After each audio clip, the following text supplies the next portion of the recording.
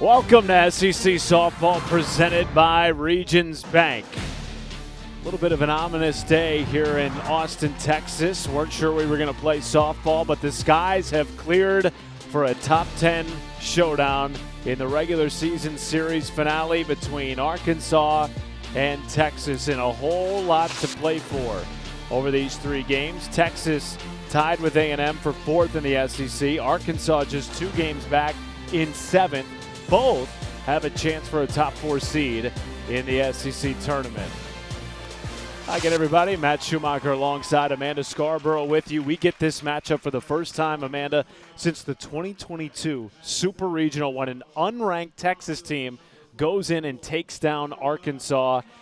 There are postseason implications on the line in this series. Yeah, I think that this series in itself is going to have a postseason feel. I mean, you have a top 10 matchup, and both really good teams are very similar in terms of their pitching stats, hitting stats. I mean, everything is just so similar. But going into this one, I was looking at just the numbers and crunching them and being like, wait, we have an opportunity for Herrin to pitch against Cavan in game number 1 of this series. And that's exactly the starting matchup that we're going to get tonight. There has been a lot of talk about the offenses, and it is not very often that you get a starting pitcher matchup like this. Robin Herrin, the senior for Arkansas, she's been pitching like an All-American this season and gobbling up a lot of strikeouts. It'll be fun to see her go against a Texas offense. And then on the other side, Tegan Cavan, who of course won a national championship last year for Texas, just pitched so well in the Women's College World Series. She'll be getting the start tonight against a great Arkansas offense. So little pitcher matchup that we have, Herrin versus Cavan. Herrin has the edge in strikeouts and an ERA. You know, Tegan Cavan has been a little bit struggling in the month of April. I'm sure she's looking forward to just getting back on track in the circle tonight under the lights. The reigning Women's College World Series Most Outstanding Player does get the start in game 1. And Cavan will throw with good velocity, 68 to 70 miles an hour up in the zone. Her go-to is going to be her rise ball that she can throw on multiple levels. It seems like in the past couple of weeks in SEC play, she's been relying a little bit more on her drop ball and changeup because all hitters are so prepared against her rise ball, knowing that that's a pitch that she has had since she was a freshman.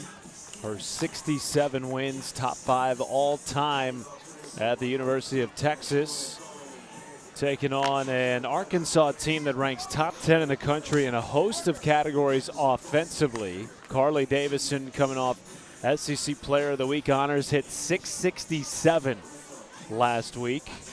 And they also get Dakota Kennedy back for the first time since game 1 of the Oklahoma series. Missed the last few with a knee injury, playing with a brace. Glad to have her back in the lineup tonight. Yeah, that is big news that Dakota Kennedy is back in the lineup. I think a lot of fans, and not just Arkansas fans, but fans love watching her play this year. We're scared that maybe we might not see her the rest of the year after the injury that she had in game 1 of the OU series. So great news for softball fans and Arkansas fans alike to see her back in that starting lineup.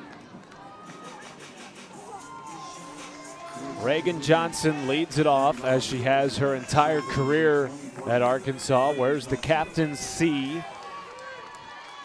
Well over 200 games started in the leadoff position.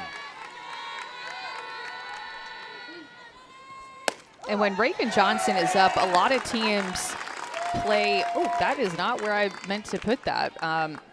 Okay, so now it won't let me clear the screen. But anyway, there is a big shift on the left side with the outfield, where right field is completely abandoned. When we had Arkansas against OU, they had 5 infielders behind the pitcher. So all kinds of different shifts are played against Reagan Johnson. More of a slapper, has a lot of speed. They're trying to beat her and make it very difficult for her to find the left side, which as a slapper, that's what you want to do. Down in the count, 1-2.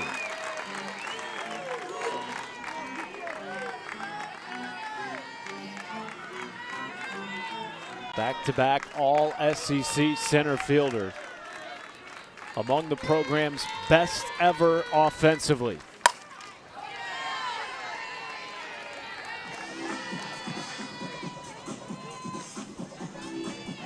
And one of 6 returning starters from last year's Arkansas team that lost in the Super Regional in Game 3 to Ole Miss. It's a team that has played with a little bit of a chip on its shoulder all season after the way last year ended. Yeah, you know when the postseason hits and just, well, we'll start the SEC tournament and the regional tournament will be after that. You know, a lot of eyes will be on Arkansas to see how they're going to perform trying to make it to their first Women's College World Series.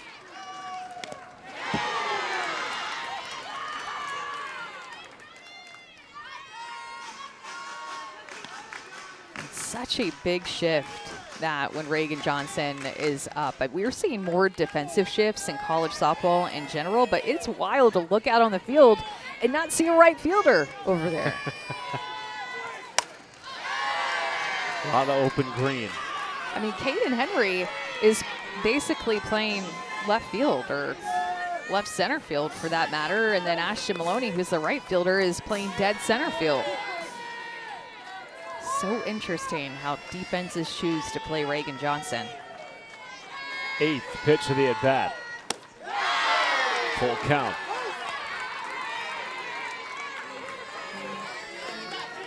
She has been exceptional throughout the course of her career at getting on base, top 5 all-time in OBP. Payoff from Tegan Cavan. Into the shift. And a 9-pitch at bat is won by Tegan Cavan, 1 down. It's amazing the speed of Reagan Johnson, that even a hard hit ground ball to third base is a close play at first base, where it's close enough where Reagan Johnson's running through, showing to the umpire safe sign. I mean, it was such a bang bang play. That's how fast she is. Track like speed over there.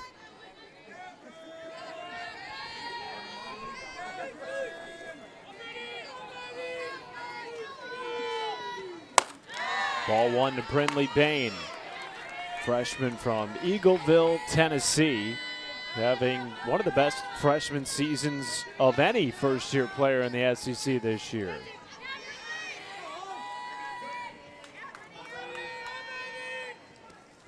Yeah, her patience at the plate is something that just jumps off of the stat page, especially for a freshman. She has walked 39 times, only struck out 15. That's more walks than anybody else in the starting lineup by a good margin. Laser in the left center. That'll drop for extra bases. Bain, thinking 2, is in safely with a 1-out stand-up double. Courtney Deifel said about Brinley Bain that she has surpassed what we expected, and they already had high expectations for Brinley Bain coming in as a freshman. That just goes to show, I mean, she has surpassed that, hitting almost 400, 17 now doubles, 33 RBIs, all those walks, an on-base machine behind Reagan Johnson at the top of this order for Arkansas.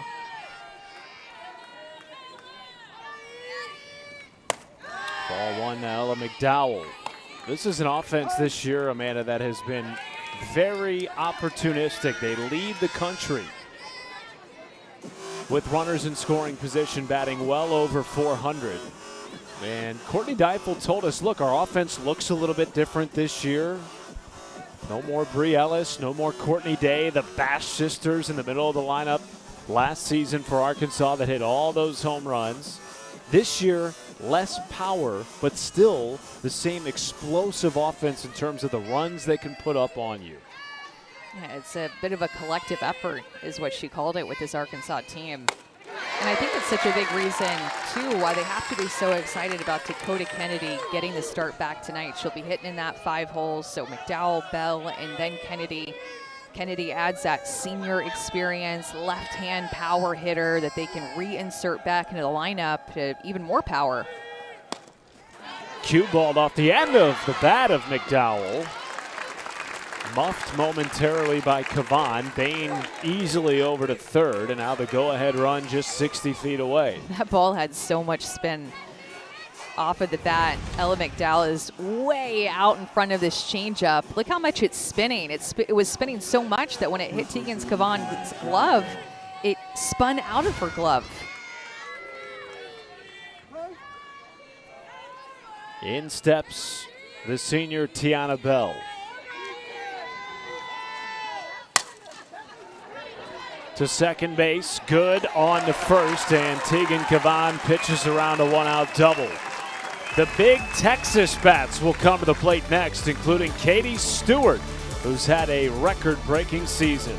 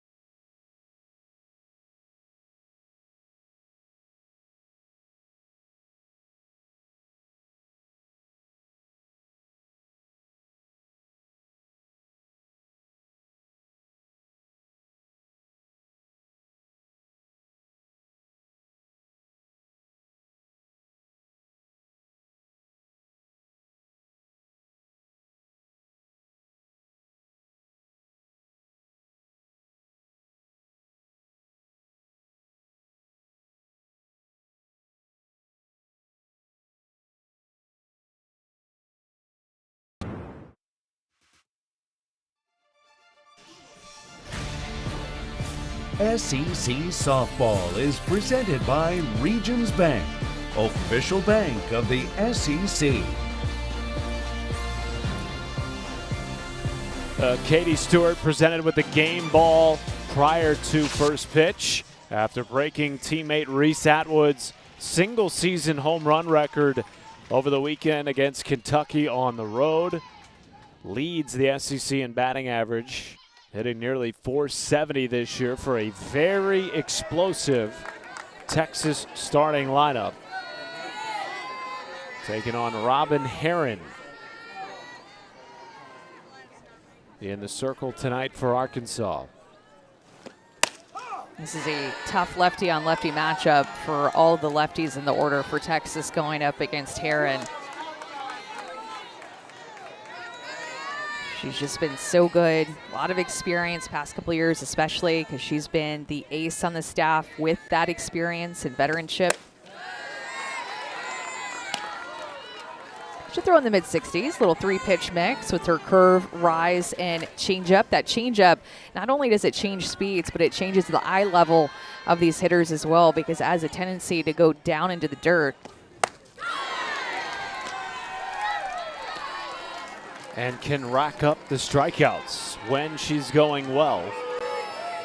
It's a big series for her, an opportunity to bounce back against the top 5 program. A well-located curveball, went up a little bit too. This lefty-on-lefty matchup is so tough for the left-handed hitters at Texas, especially with 2 strikes. Got hit a little bit on the road at Oklahoma 2 weekends ago.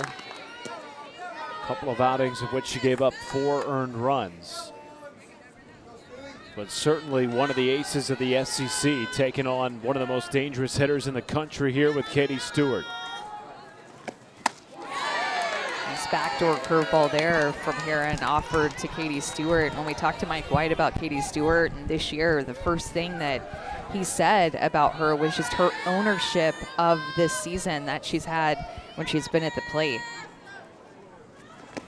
Seen her come out of her shell a little bit in terms of more outward with her emotion, and she hasn't always had that. I mean, you think of the series against Oklahoma in Game 3, she hit that walk-off home run. She had the bat toss towards her dugout in that walk-off home run, a home run over the left field wall that hit the building behind left field. Comfortable being the one, in the words of Mike White. Whereas last year, it was so clear that the one for Texas was Reese Atwood. Katie Stewart, though, as you said, Amanda, and I think you put it perfectly, coming out of her shell this year. It's been huge for Texas. Takes ball 3. Mike White leading Texas to its first national championship in program history a season ago, returning 8 starters, plus 3 pitchers in the circle from that team. Stewart down on strikes. That's back-to-back to start the evening for Robin Herron. This is this changeup. She can throw it through the zone, and she can get you to chase it down in the dirt when she's working from ahead, but she knew here she needed to throw a strike. It's a full count. She froze Katie Stewart, throwing that pitch through the strike zone. Robin Herron, so far tonight, looking really good. 2 strikeouts and 2 hitters she's faced. Strike 1 to Viv Martinez.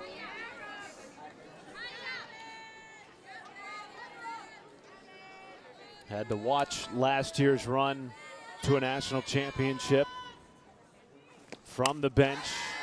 Missed all of 2025 with a torn knee. It brings such a calming and consistent presence to this Texas lineup. Home run power starting to come in since middle of March. She had 2 home runs, her first of the season in that A&M series.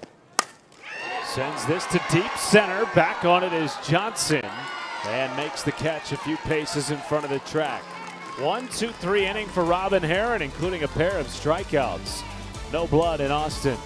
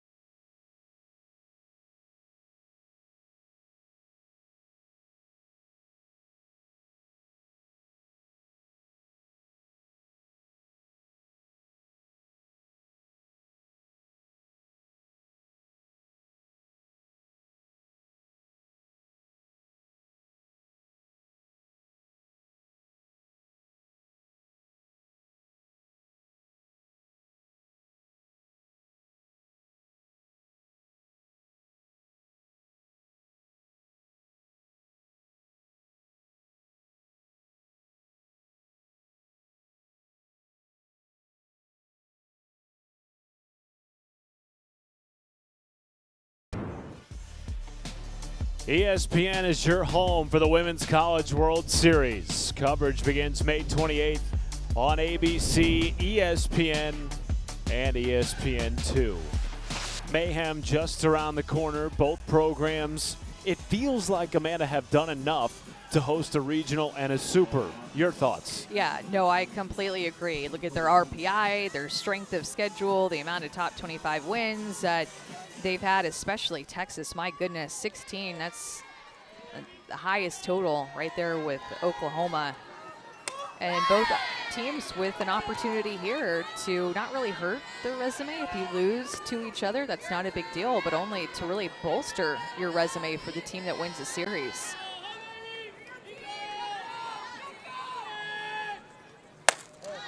Two-0 count to Dakota Kennedy. Has missed the last handful of games, wearing a brace on her right knee after she injured it running up the first baseline in game 1 of the series against Oklahoma 2 weekends ago. And she's beamed. Up to first goes Kennedy. Everybody getting their first look at her wearing that knee brace on her right knee. The stadium was just so quiet whenever she went down and we were calling that game, but Coach Deifel from Arkansas said, you know, she's a beast, been working through that injury. They're going to start to have her in a limited capacity and then be able to see what it looks like for the rest of May. Remember, she's a senior, so you know she wants to do whatever it takes to be able to get back into the lineup, contribute to this team, and just relish in every game left in her senior season. So the quick thumbs up, by the way, to Matt Michael, the third base coach. Just quick third, maybe just continuing to check on her, right? Like, you good to run? Do we need to pinch run? I mean, when you're a coach and you have a all-star player like Dakota Kennedy, you want to constantly check and monitor on her, especially in her first game. She throws her hands up. Reese Atwood just trying to pick her off over there at first checking base. on her. Hey, don't get too far off of first base. She's like, hey, I have a knee brace. I have a knee injury over here. I'm not going to get too far off. Senior versus senior. They're back behind the plate, senior, and a senior running at first. And Reese is ruthless behind the plate. Maybe none better in our sport at picking you off and throwing runners out.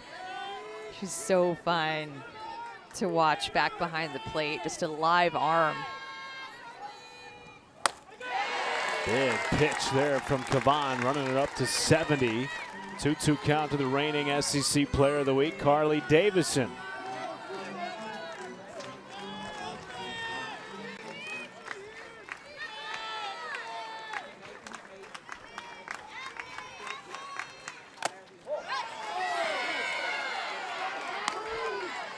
And that caught a piece of Davison, according to home plate umpire Mark Corris.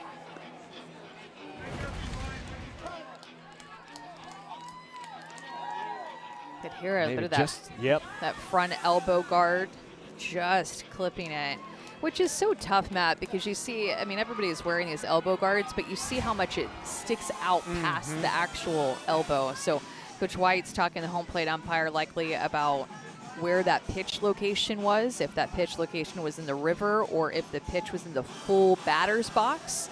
If it's in the river, you have to make an attempt to get out of the way. If it's fully in the batter's box, you don't have to make an attempt to get out of the way. So just getting that clarification. Interesting to see Kavan hit 2 batters to start the second inning, Amanda, particularly with how sharp she looked in the opening inning.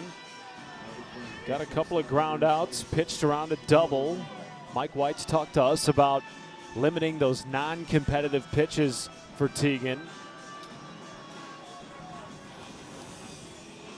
But we saw her get hit around a little bit against Texas A&M, and that sort of started a little bit of a slide in April. Now, she's still one of the best pitchers in the game, but maybe hasn't quite looked as sharp as we saw the rest of the season this past month.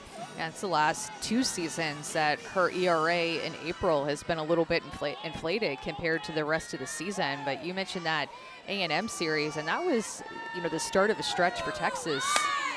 It was a tough one. Good bunt by Italia Rijo, moves both runners into scoring position, 1 down. But since that A&M series, so just this year, she's had 12 appearances and a 4.42 ERA. Before the A&M series, a 1.81 ERA. Playing some challenging teams, very good offenses in the SEC that she's been up against. That A&M series that we called at the end of March was the start of 12 straight games against top 15 opponents.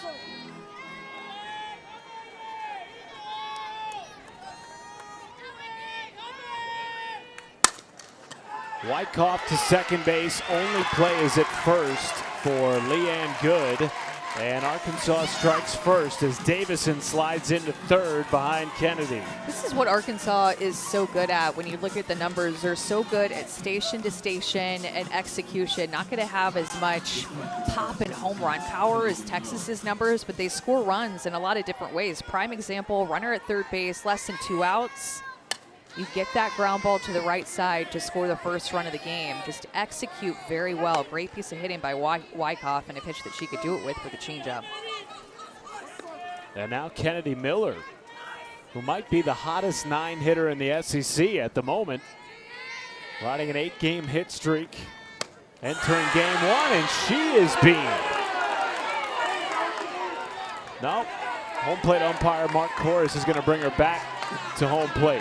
And Courtney Deifel wants clarification. Are you bringing her back because it hit the knob of her bat, or are you bringing her back because of the pitch location? She's going to talk to Kennedy Miller here about where it hit and actually go back into the dugout. It seemed like maybe he was saying that it was off the knob of the bat. That's what I thought. right there. Yeah. But another close pitch from Kavan. 0-2. Well, you can tell too, I mean, Kavan, as a rise ball pitcher, likes to work both lefties and righties up and in on their hands. I mean, that rise ball is her best pitch. So these hit by pitches have been in the upper body, hand area, and that's going to be where she tries to throw a lot of these rise balls, work them inside. As a hitter, you've seen some of your teammates get hit from the rise ball. Does that change at all the way you stand in the box? Do you crowd the plate a little bit more? I wouldn't say yet. Like, if it keeps happening, maybe, but just because this is one inning, you think, all right, I'm not going to change too much yet.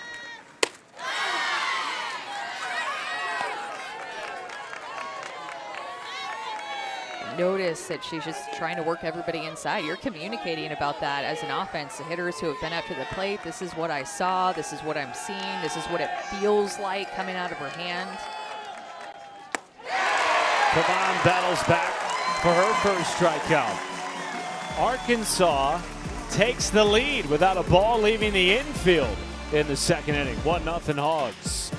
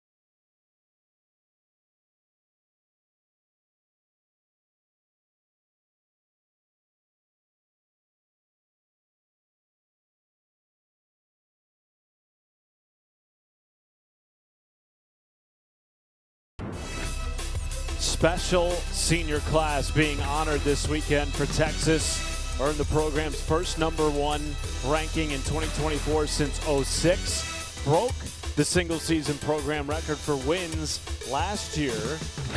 En route to back-to-back Women's College World Series finals. Finally got over the hump as a program last year. Won the Longhorns' first national championship. And now they're the ones with a target on their back. Reese Atwood leading the charge in this senior class. Goes after the first pitch, strike one. Well, and how rare it is to have such a core group of seniors that have been a part of the program since their freshman years. So, of course, Reese Atwood being a big part of that. Leanne Good is on deck. Asha Maloney, the 9-hole hitter who's been pivotal for them, as well as Citlali Gutierrez, who has pitched a lot of big games for Texas. So you have a kind of variety of different types of players in this senior class. Of course, Reese Atwood setting a bunch of Texas records in her Texas career.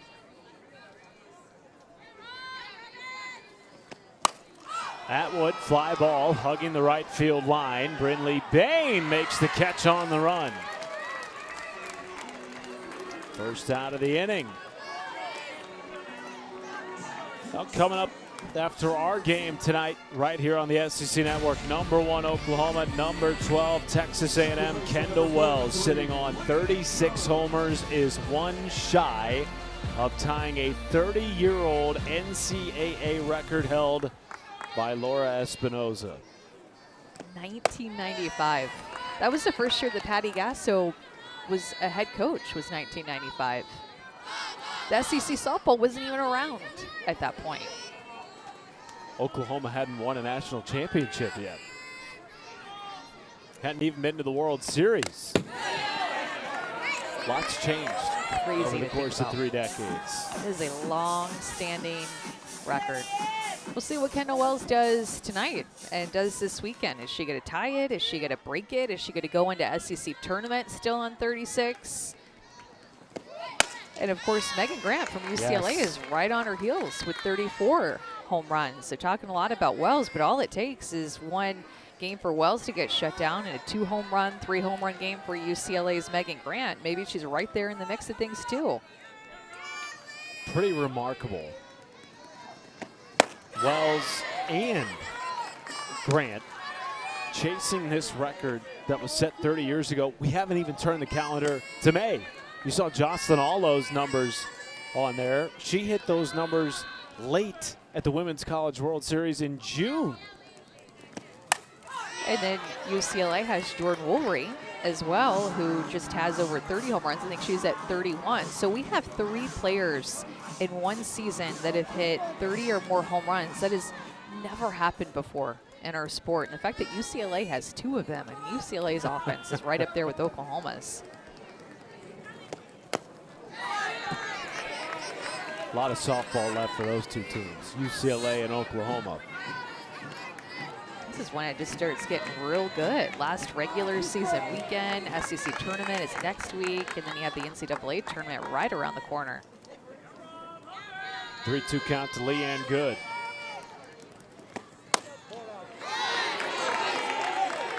I beg your pardon, it was 2-2, now 3-2.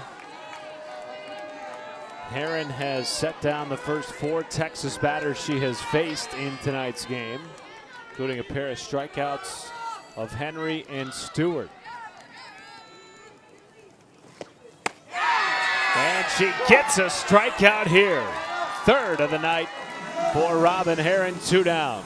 Well, this is twice in this game that Robin Herron has thrown a full count changeup, and it tells you how much confidence she has in that pitch. Both times have been for looking strikeouts, one to Katie Stewart and then now to Leanne Good. Those are tough outs to get like that. And it's so hard, Amanda, to contain the top portion of this Texas lineup, which has rarely gone hitless through the first 2 innings this year. 2 down, nobody on, and a 1-0 count to Hannah Wells.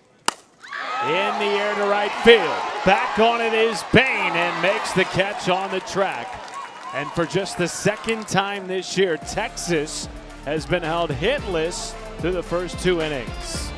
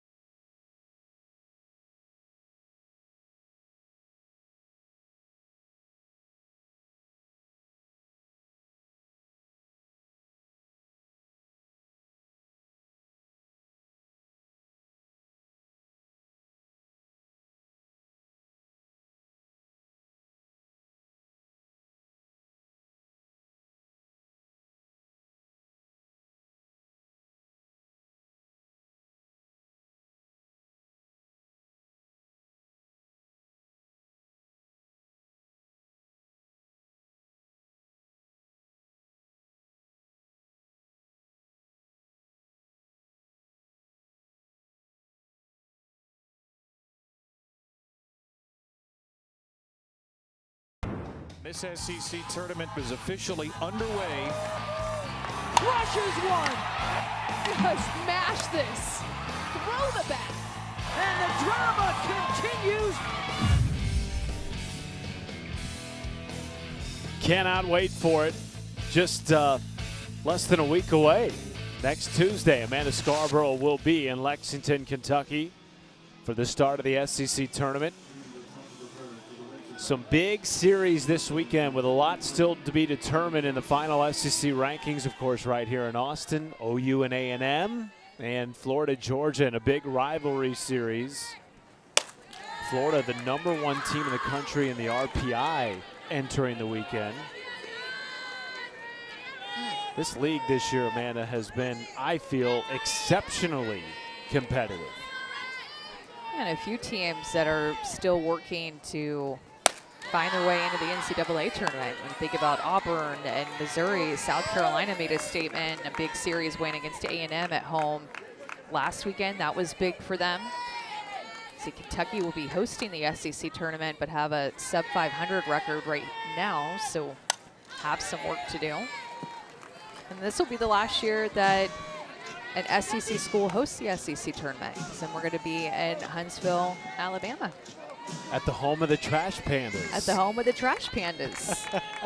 So a converted minor league field. They'll make it, they'll skin it, and we'll have a dirt infield, and they'll do a really great job of transforming that stadium to make it an every year place and event and appointment viewing to be in Huntsville, Alabama for the SEC tournament. Very much looking forward to that. Second time through the order here in Austin for Arkansas. Reagan Johnson worked a 9-pitch at bat against Tegan Cavan in the first inning. Razorbacks scored a run on no hits off Cavan in the second inning. She hit 2 batters, just the 3rd time in her career that she's hit multiple batters in the same inning. Arkansas made her pay. Tough play at short, and the speed of Reagan Johnson beats the throw of Vivi Martinez. Once it bounces twice, Reagan Johnson is on. 1, 2, she's on. As a slapper, that's what you're trying to do, is bounce the ball 2 times. If Vivi Martinez catches that after the first hop, Reagan Johnson most likely is an out, but she created 2 hops. That is what a slapper like Reagan Johnson is trying to do. She created it. Vivi made a great play, still could not get out that speed.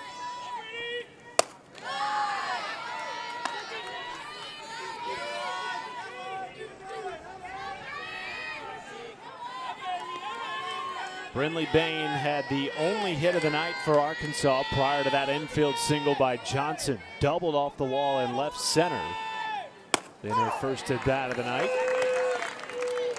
And now it'll be very interesting to see this game of cat and mouse over the course of the weekend. Reagan Johnson, who is yet to be caught stealing this year, against the reigning Johnny Bench Award winner behind the plate for Texas and Reese Atwood. Well, and a little bit of what goes into that is, of course, knowing that Reese Atwood has such a good arm, but also that Cavan is more of a rise ball pitcher. So 60 to 70% of the pitches that Cavan throws is going to be a rise ball that gets Reese Atwood up out of her crouch. Better pitches to handle for a catcher is going to be up in the zone. Sometimes she'll go down with her drop and change. Like that. Second strikeout of the night for Cavan, 1 down in the 3rd. Both strikeouts have been on the changeup. This is a perfect location, right at the knees, and then that changeup just fell off the table to get the strikeout of Bain, who hit a double off of Cavan in her first AB.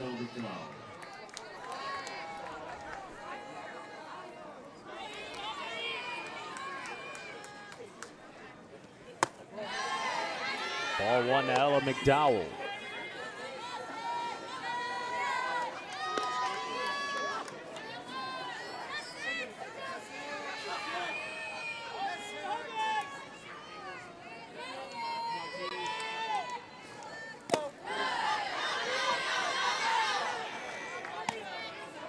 A pitch in the dirt like that Johnson usually looking for anything in the dirt, she'll try to advance, but really it just shows you the respect that she has for Reese Atwood, where she sees a pitch in the dirt or she's just not anticipating a ball in the dirt.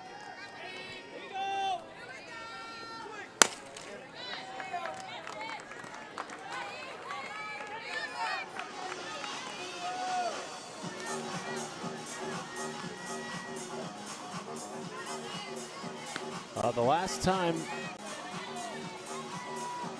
Reagan Johnson was on UT's campus, it was in a high school track and field meet. You mentioned the track and field speed of their leadoff hitting star. Ran the hurdles, ran all the sprint relays. Just a fantastic athlete at the top of this Arkansas lineup. And frankly, Amanda, somebody that when she gets on base changes the way the game is played, both defensively and the way Arkansas is able to pick you apart at the plate. Yes, because every defender knows the speed that's at first base and is concerned about it. McDowell, high hopper, bounced into the middle. Viv Martinez, what a play at short. And 2 gone as Johnson moves into scoring position.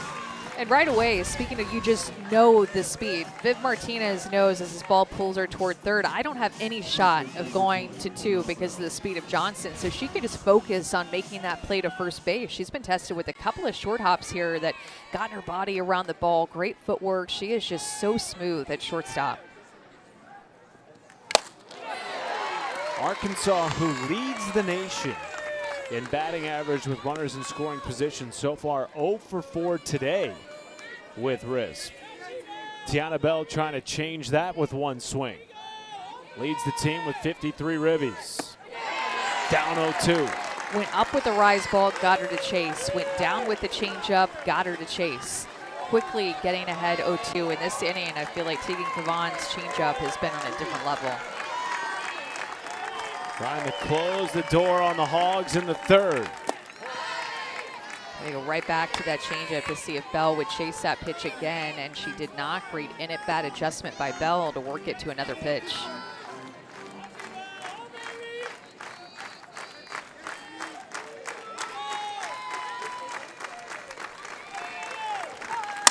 Bell hammers it down the left field line. Johnson will score easily on a 2-out RBI single by Tiana Bell. 2-0 Hogs in Austin. I mean, this pitch location and a 1-2 pitch, Cavan had thrown so well, and Bell had shown that she was going to chase. And then look at this pitch and a 1-2 count, just too sweet for Bell that had already shown she chased a pitch at her eyes, already shown she chased a changeup at her feet. She was looking for a mistake like that, and she absolutely punished it. Tiana Bell. And we talk about pickups in the transfer portal. She was a big one for Arkansas. Remember the series that she had against Oklahoma, hit a couple of home runs? She shows up big in the biggest games. Homered in back-to-back games to start the series against OU, including that game 2 in which the Hogs came out victorious. One of their many signature wins this year. Now Dakota Kennedy. Down 0-2 to start. Was hit in the second inning, came around to score on an RBI ground out by Kaylee Wyckoff.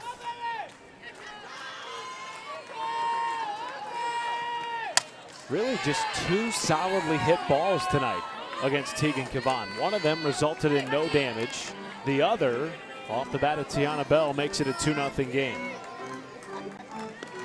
That ball had high exit velocity off her bat.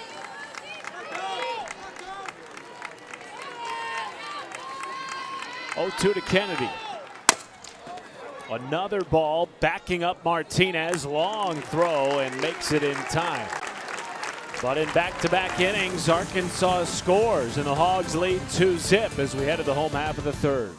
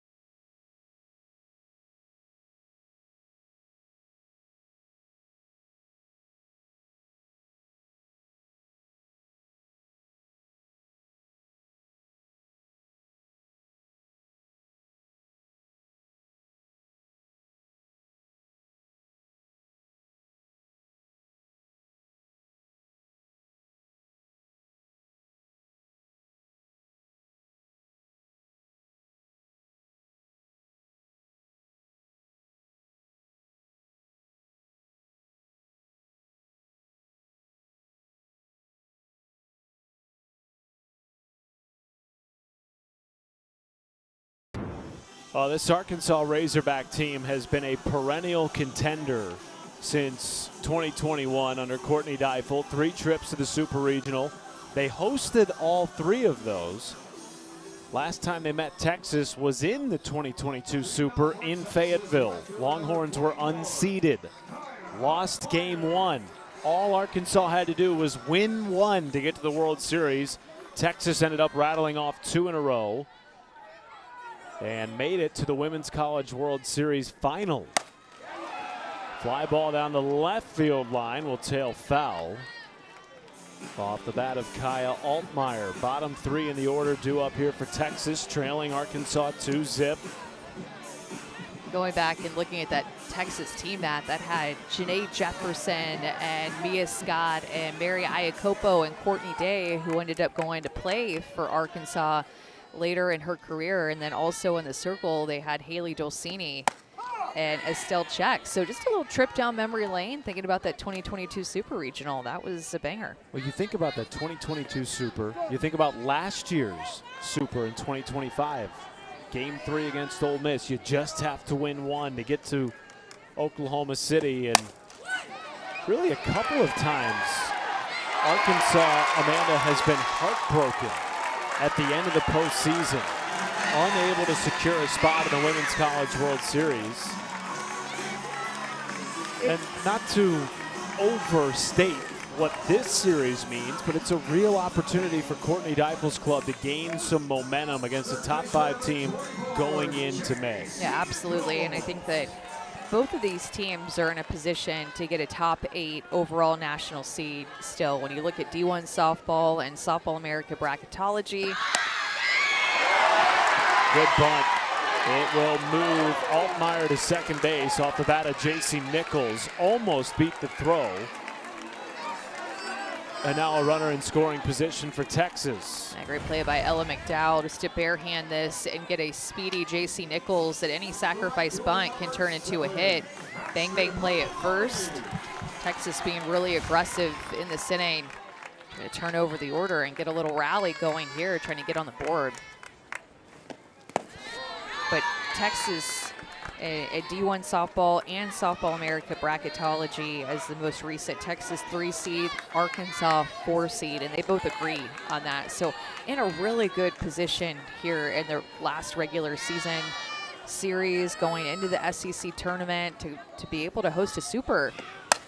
If they win the regional that they would also host. It's not obviously that just an advancement. If you get a top 8 seed, you just get to host a Super 2. You have to win the regional that you have the ability to host as well. And a couple of times over the last 5 years, Arkansas has been caught in a regional. It's something that has motivated this team with so many upperclassmen and returners from last year. Courtney Deifel told us that they almost felt like a trip to the World Series was taken from them last year. Had a couple of pitchers who were ill, battling food poisoning. They weren't at 100% strength. Lost to an Ole Miss team that had never before been to Oklahoma City. But 2 very strong resumes this year. Texas, of course, defending a national championship. Courtney Deifel in Arkansas trying to get to the mountaintop, where Texas has been so often under Mike White. 1-2 count to Ashton Maloney. Good pitch by Robin Herron, who has looked so sharp through 2 2/3. That's a big deal for Robin Herron to get this second out via strikeout and not let Texas advance the runner to third base. Changeup again. 4th strikeout, 3 out of 4 have been on her changeup. It is so difficult for lefties to hit against Herron, especially with 2 strikes. If you're a lefty hitting against Herron with 2 strikes, you're hitting 0.64 off of her. So basically, she gets 2 strikes against left-handed hitters, you're out. I mean, that is number 5 in the country batting average with 2 strikes, not just against lefties, but against righties and lefties. Number 5 in the country behind Pickens, Marjetko, Newer, that's the entire Tennessee pitching staff, and Vic Moten, the freshman for Alabama. Gets a weak ground ball to second base, well handled by Carly Davison. Herron pitches around the first hit of the game for Texas. We will chat with her head coach, Courtney Deifel, when we return.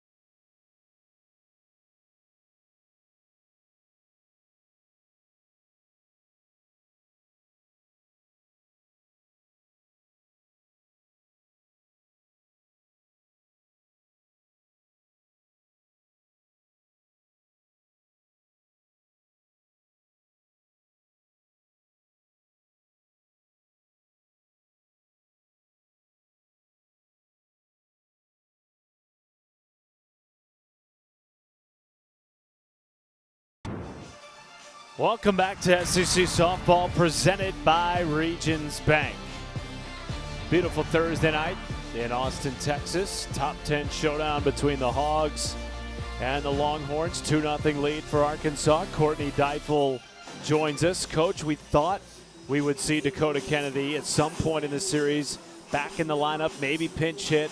She's starting tonight. That's got to be great and very significant for your offense. Yeah, absolutely. It's a really good feeling to get to write her name in the lineup. And I mean, she has such a presence. Obviously, you get to put her right back in the middle of the order, and everyone's just so excited, including Co. So as you can see in her big grin. So we're excited to put her back in the lineup for sure. Coach, opponents, when Robin Herring gets 2 strikes, are hitting .083. How fun is it to call pitches for Robin Herring, especially with 2 strikes? Well, really fun. It's going to be even more fun now. No, I think, you know, it's really nice. She has such great pitches, really good spin, the ability to change speeds in any count. So you really have so much confidence in any of her pitches in any count, but it always feels nice in the 2-strike count for sure. So. Coach, appreciate your time. Thank you, Whippig. Last time Arkansas played in Austin, 2016. Courtney Deifel's first game as the Hogs head coach. This program has achieved things that they never thought were possible prior to Courtney Deifel's arrival since 2016. Now with a 2-run lead on Texas, who they have beaten just once in the 9 meetings prior. Yeah, things have definitely changed since 2016 in this Arkansas program because of Courtney Deifel, her coaching staff, and just getting Arkansas, as you mentioned, to places that it's never been. I mean, think about Arkansas was having big-time losing seasons in SEC play year after year after year, and then Courtney Deifel comes in, and now they're consistently grabbing a top 8 seed when the bracket comes out. Just so impressive what she's been able to do. And consistently selling out Bogle Park, one of the great stadiums in the country. It's such a great atmosphere. 2 SEC regular season titles that they got in 21 and 22. They've gotten a tournament championship that was on their own field when they hosted it. 4 super regional appearances too. 3 they host.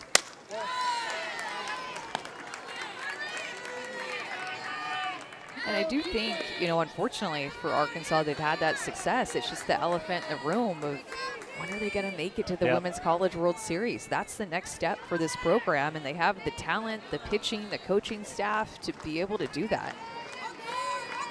2-2 to Davison. Being at the Fayetteville Super last year, you could feel some of that tension and that weight in a Game 3 against Ole Miss that was just playing freely, not even expected to be there, right? With that underdog mentality.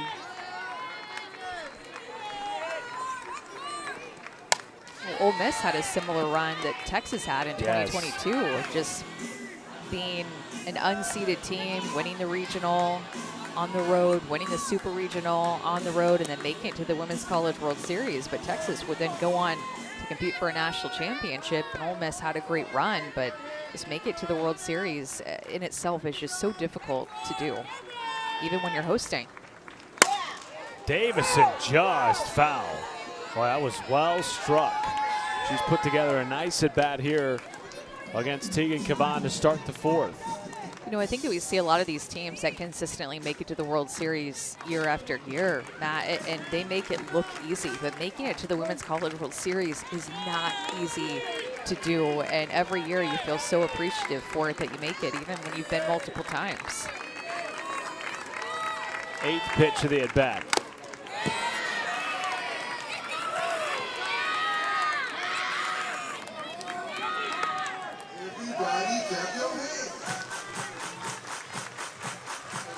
Cavan, of course, last year's most outstanding player, the Women's College World Series, and recently named a top 25 finalist for National Player of the Year. 61st pitch, fouled off. This is such a good at-bat by Davidson, who's seeing the ball well, SEC Player of the Week, as you mentioned. Coming off such a great offensive week, Courtney Deifel calls Davidson a rock.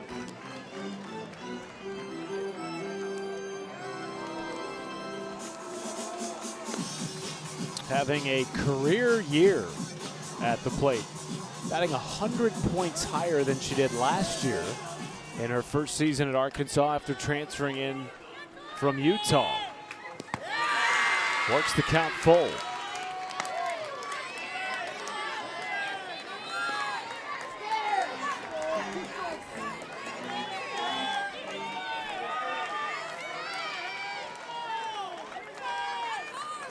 th pitch of the at-bat. And Cavan wins that battle. 3rd strikeout of the night for Tegan Cavan, and 1 gone in the 4th. Still a great at-bat, but Tegan Cavan showed some fight in that at-bat, working both sides of the plate and eventually just painting the outside corner. It's like a low rise ball out there and being able to get Davidson to swing underneath it. It's a great at-bat. Saw a lot of pitches in that AB. And one of the things that Coach White talked about for Tegan Cavan, just managing her workload, trying to keep her pitch count down, important, which is always difficult with a strikeout pitcher because it's at least going to take 3 pitches to strike somebody out. When you have a high strikeout rate like Cavan, you have a tendency to have high pitch counts, even without an 11 pitch at bat against you. Through 207 innings last year. It was the 2nd most in the SEC behind Carlin Pickens. This year she's thrown more than what they set out to have her to throw prior to the postseason, but everything is tracked in the Texas organization, Amanda, from jump scores to power scores. Are you fully recovered after a start? And so Tegan Cavan, although she has eclipsed the number that they sort of had in mind for her before SEC tournament, still sharp, not showing any signs of fatigue.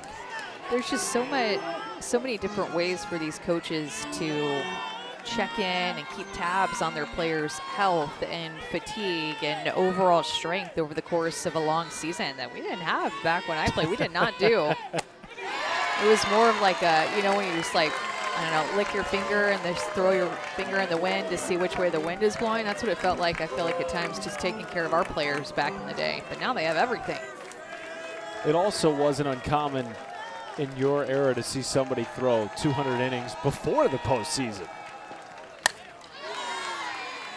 And well, with Texas's pitching staff too, every year that Tegan has been here, they've had different arms to go to behind her so that it hasn't just had to be only her freshman and sophomore and junior seasons. Lali Gutierrez is pitching really well right now, which is big with her being a senior and giving a completely different look than what Tegan Cavan does And Hannah Wells, the freshman, has gotten a lot of experience behind the two upperclassmen in front of her on this pitching staff. Full count to Italia Rio. Flared left side, back on it Martinez, 2 gone. Well, Saturday, number 25 Florida plays number 15 Oklahoma in the second game of a massive 3-game baseball series. That's Saturday night in Norman. We'll have it for you right here on the SEC Network. Coverage begins at 7 Eastern.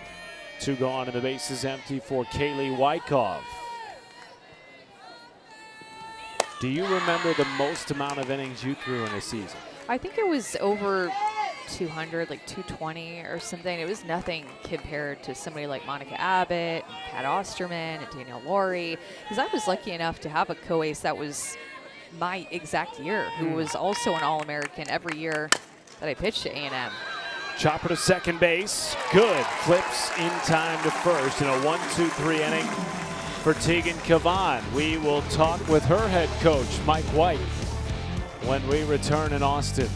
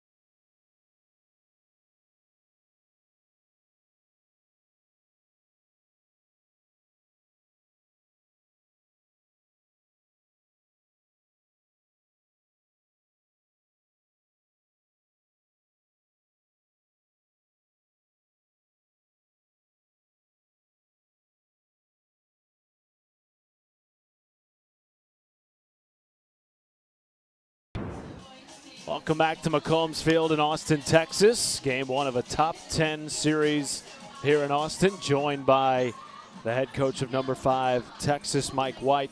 Coach, second time through the order here against Robin Herron. What would you like to see from your offense? Getting off the pitches that are in the zone. I think we're taking some pitches that are pretty close, and then chasing, just getting a little anxious. Of course, but she's tough. You know, she's left-handed and got a lot of things at her disposal. Coach, we were raving about your senior class that's just been so instrumental. What's it been like to coach them and get to be with them for 4 years? Well, it's obviously been great. I mean, just see them growth, not only as players, but as people. And you know, just the way they hold themselves together and what they've left this program in a better place after their 4 years. Coach, appreciate your time. Thank you. Thank you so much. Hook 'em. One player that Mike White is excited will be returning next year, Katie Stewart, who leads it off for Texas here in the bottom of the 4th. In fact, he was almost giddy this week when talking about having an extra year with Katie Stewart, just a junior, and having one of the special seasons in Division I right now.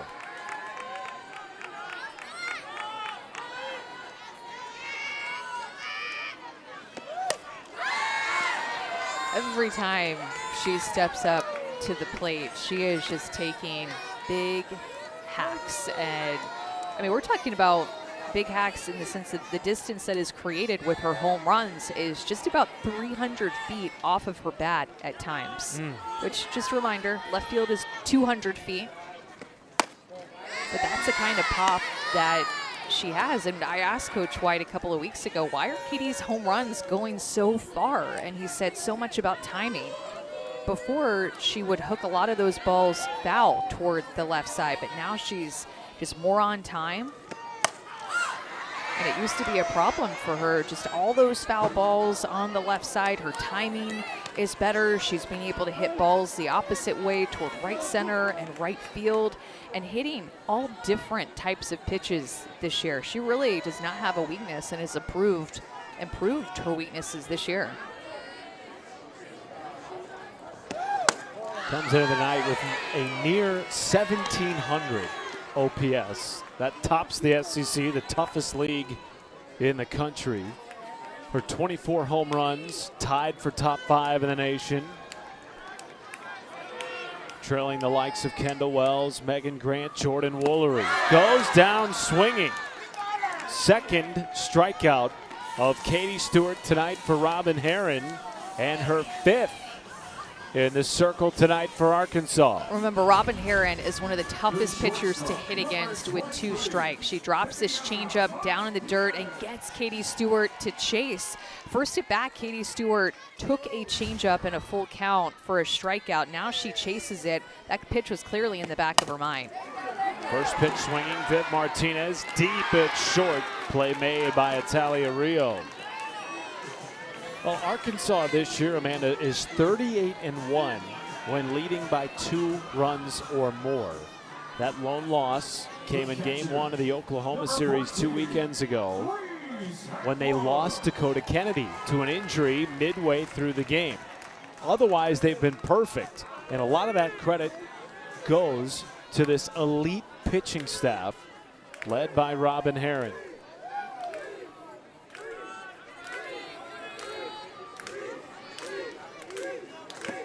Well, they've been getting some great innings and starts and time in the circle from Peyton Burnham behind Robin Herron, too. Burnham, just a sophomore. And Arkansas has just been so good with a multi-run lead, especially because of their great defense. Being able to make plays behind their pitching staff whenever their team has the lead. I mean, this is one of the best fielding percentage, or one of the best defenses in terms of fielding percentage in the country, that play lockdown defense once they get a lead. It's just tough to get back into the game against them. They don't make a lot of mistakes.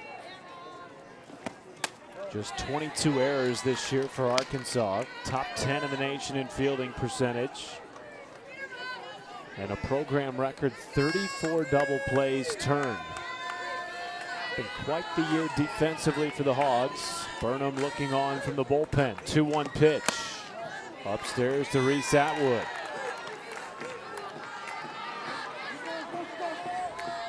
And if there's one player in the Texas lineup Mike White would like to see unlock a little bit in this final regular season series, it is Reese Atwood.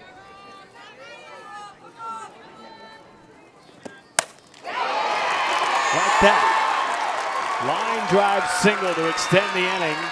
And the first really well-struck ball of the night for Texas.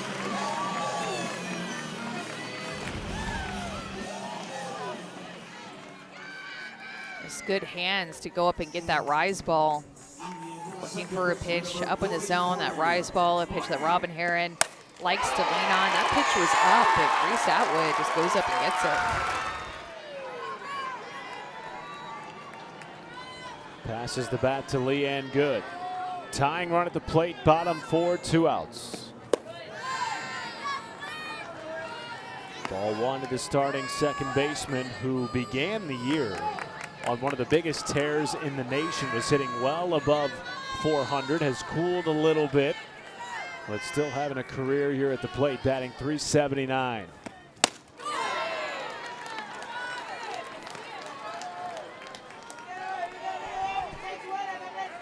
Because of the way that she's played the last couple of seasons, earned herself a golden ticket from the AUSL. So that means that she will be drafted on May 4th on ESPN2, become a part on one of the 6 teams in the AUSL. Oh, what a catch at second base. Carly Davison snatching that out of midair. 2-0 Arkansas.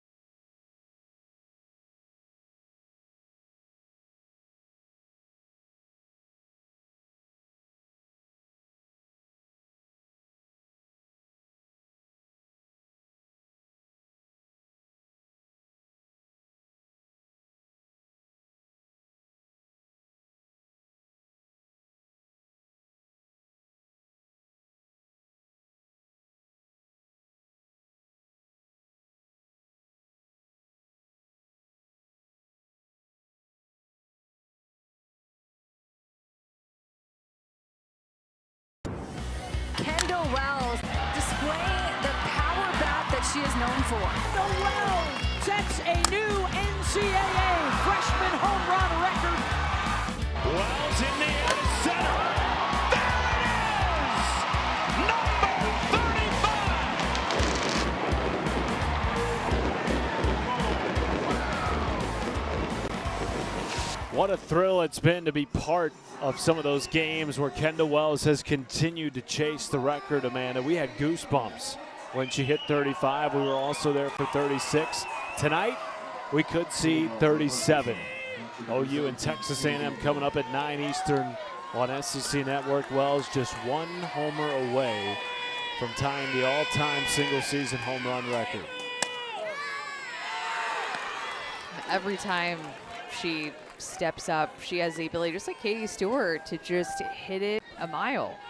A record in front of her that has been in place for over 30 years.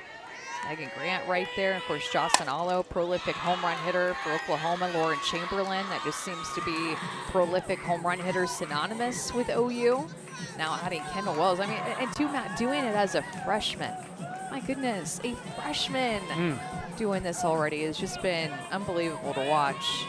And so many more games left. It's not even day yet. I would say we may see a record set this season that's untouchable given the pace that she's on. However, the trend of the sport over the last few years, you just saw it on that graphic, since 2022, a handful of young ladies have come very close to 37.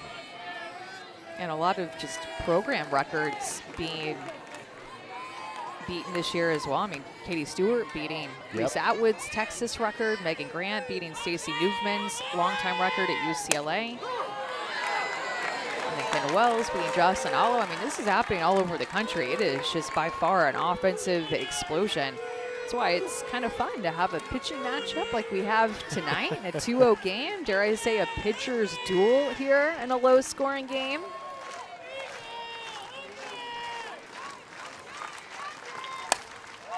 Miller into left, one away. 8 of the 18 plate appearances tonight for the Hogs have gone 5 pitches or more.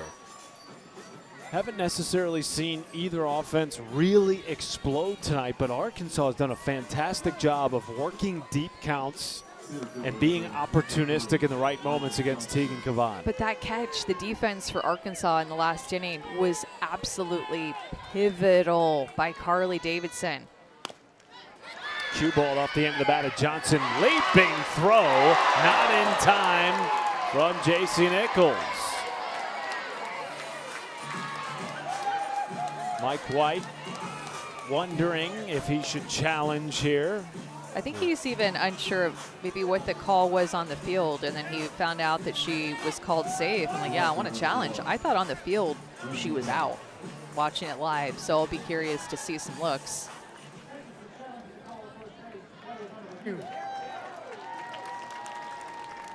First base umpire Robbie Guest confirming the challenge on the field by Mike White. Always a bang-bang play when Reagan Johnson's in the box. Yeah, we talk about a defense getting ready for a bang-bang play, but don't you think as an umpire, if you're over at first base, like you know the scatter report on the other team too. You're like, all right, Reagan Johnson's up. It's going to be my time to make a call here.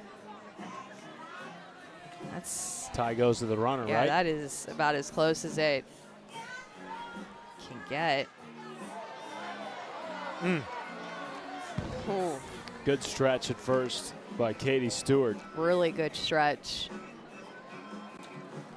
Look how close her foot is and still how far away the ball is in this frame.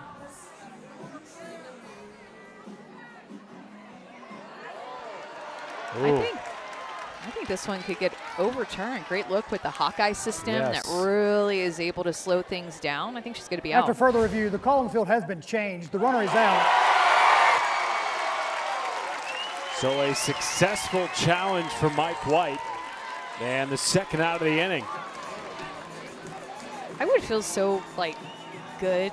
You know, as a coach, as a player, athlete, you love to win.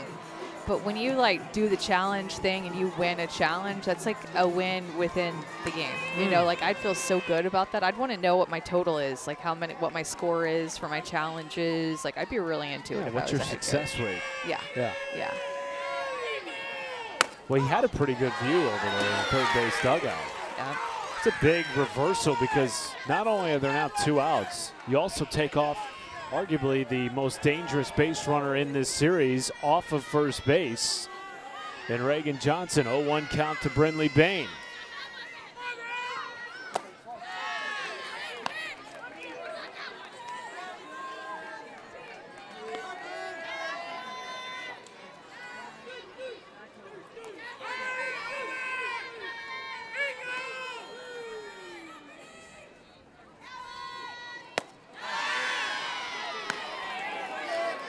Good take by Brinley Bain. She had struck out on pretty much that exact changeup, the exact same shape of a changeup in her first at bat. Or excuse me, in her second at bat, she had a double off of Tegan in her first at bat, and Tegan struck her out. You know, they talk about Brinley Bain and how nobody works harder than Brinley Bain.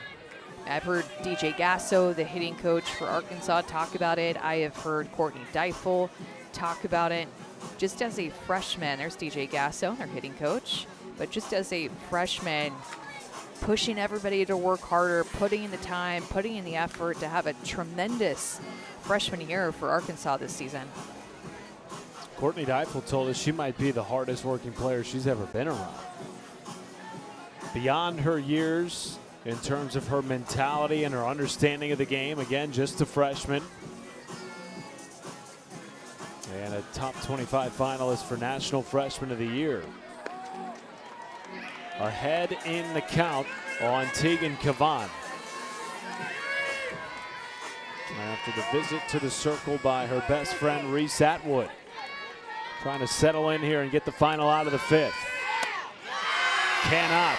And it's a 2-out walk drawn by Bain, her second time aboard tonight. Put together a great at bat after that strikeout. It's really easy as a freshman after you strike out to put more pressure on yourself in that next at bat, especially against a pitcher like Tegan Cavan, an All-American pitcher, but just a veteran type AB to pass the bat to Ella McDowell after 2 quick outs for Arkansas.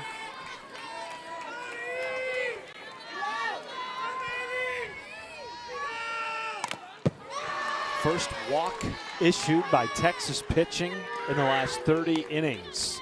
Snaps the longest streak over the last 5 seasons for Longhorns pitchers. Well, their pitching and defense has been really good lately. There has been a span defensively where they have not committed an error. Last 7 games, they've gone without committing an error. Errorless tonight. 1-1 count here to Ella McDowell. Ella McDowell is dangerous. She is a gamer and has been since her freshman year last year.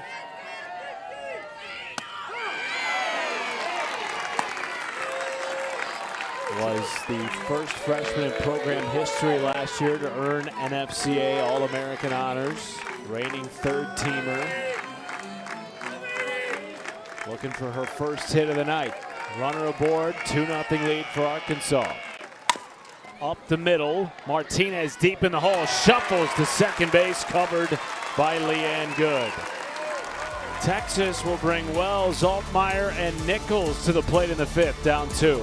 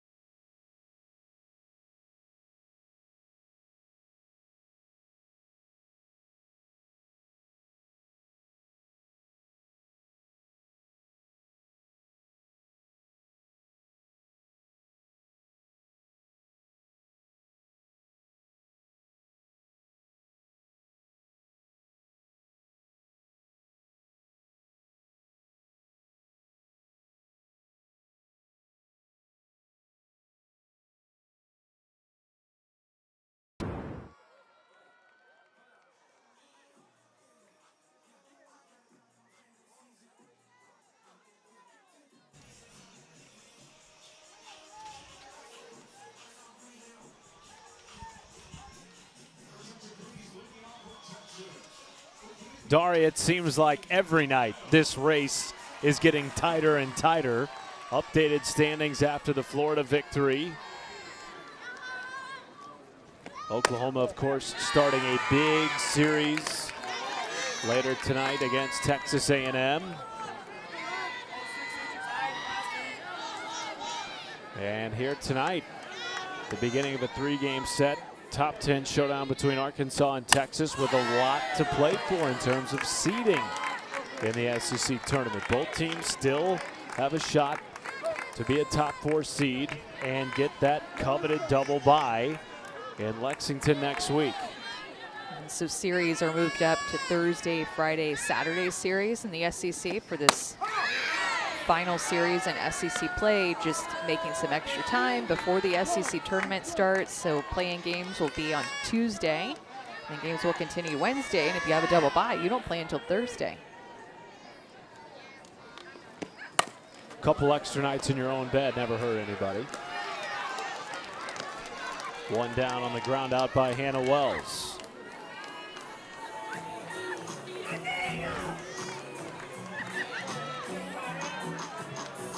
What do you do in the 48 hours between the end of the regular season and the start of the SEC tournament? What's your like protocol to get ready for that as a broadcaster? Bonanza?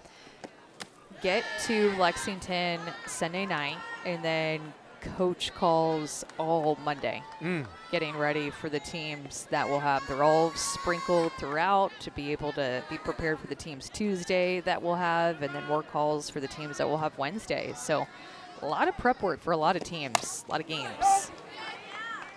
Sounds like a lot of time spent in a hotel room.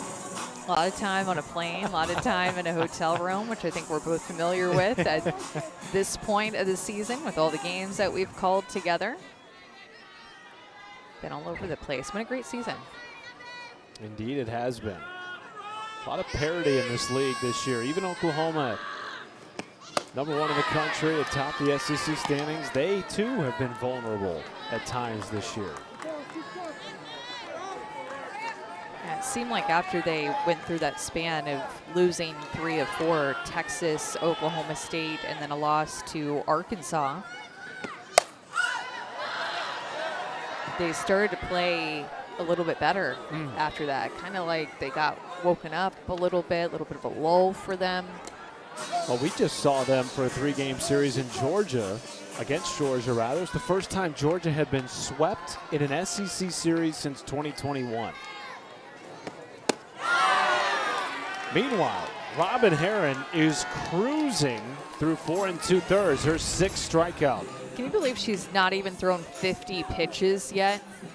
Change up, little bit down. She can throw that change up through the strike zone when she needs to. She can locate that as almost like an off-speed drop ball to get you to chase it down. What do you feel like she's doing so well tonight against this high-powered Texas offense? Curve and change she's leaning on a lot. I haven't seen a ton of rise balls that she's had to go to, just relying on her curve ball on both sides of the plate like that. Little backdoor action. She can move that pitch outside, but I feel like every time I look up, she's working from ahead, throwing a lot of strikes early in the count, going right at these Texas hitters.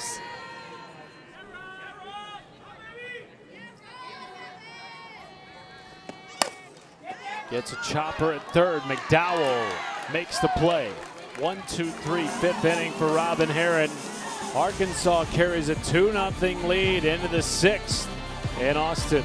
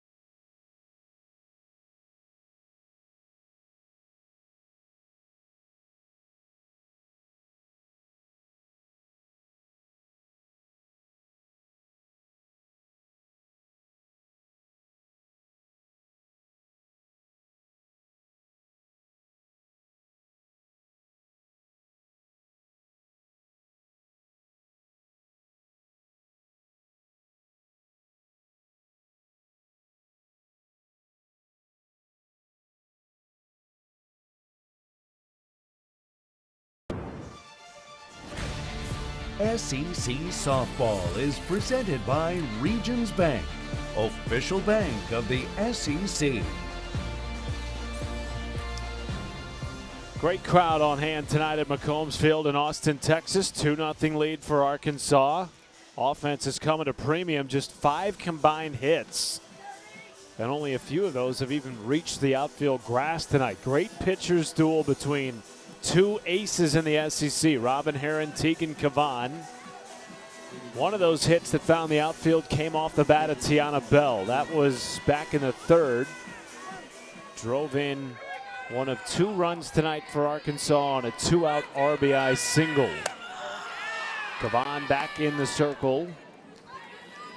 Has thrown 87 pitches tonight for Texas. Big 2-out RBI there for Bell, and it makes me think about the 2-out line drive that was stolen from Leanne Good whenever Texas had a runner on. I mean, in a close game like this, we've had so many high-scoring games, extra base hits. If we keep going back to all the offense, but in a low-scoring game like this, that defense has just been pivotal for Arkansas. And it's been the difference is a mistake to Tiana Bell and that single, and Texas just unable defensively to make a play. And Arkansas scoring in 2 different innings, right? Capitalizing on those free passes that were given to them in the second. Cavan hit 2 batters to start the second inning. It was only the 3rd time in her career that she had hit multiple batters in a single inning. And Bell crushes this to deep left center. It is caught on the run by Kyle Altmaier. And she that hung up there a long time. It did, and she had a long way to go because Caden Henry was playing basically more toward right center. So Kyle Altmaier, that's going to be her ball all day based off of where Caden Henry was positioned. So right now, Caden Henry is seeing center field, more toward the middle of the field. But when when Tiana Bell was up, Caden Henry was about right here. So she knew that that was going to be Altmaier's ball. I feel like the ball has had quite the same flight tonight. No wind, a little bit sticky after all the rain in the area this morning. And a chillier night than usual in late April here in Texas. Having Dakota Kennedy right back in the middle of the order for Arkansas. Just her presence is going to be big with the 14 home runs, 43 RBIs. She was crushing before she got injured in Game 1 of the Oklahoma series on Friday night. In the 15 games before her injury, she was hitting .439, 5 home runs, 19 RBIs, and a 1,500 OPS. Absolutely on fire. Several clutch hits, clutch moments. A walk-off home run against Florida. She too has received a golden ticket. Will be playing in the AUSL next year. And one of a handful of impact transfers that Courtney Deifel has brought in to bolster this Hogs offense. 2-2 count with 1 down to the bases clear. Down she goes swinging. 4th strikeout of the night for Cavan, 2 away. Pulling the string on this changeup that she's thrown almost this exact same pitch over and over again. Her consistency with her changeup tonight has definitely stood out to me, being able to throw it right below the knees, get it to fall off. A lot of confidence in that pitch tonight that she has to have against good offenses.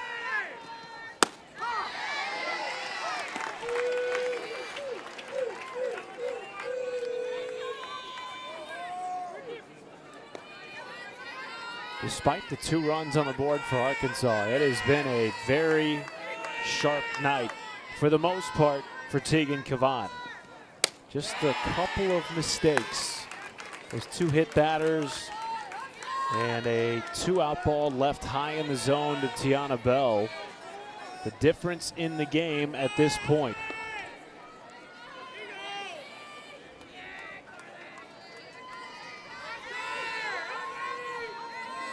One to Davison. Backhanded at second by Good. 1-2-3 inning for Tegan Kaman. Top of the order looming for Texas. Down 2 in Austin.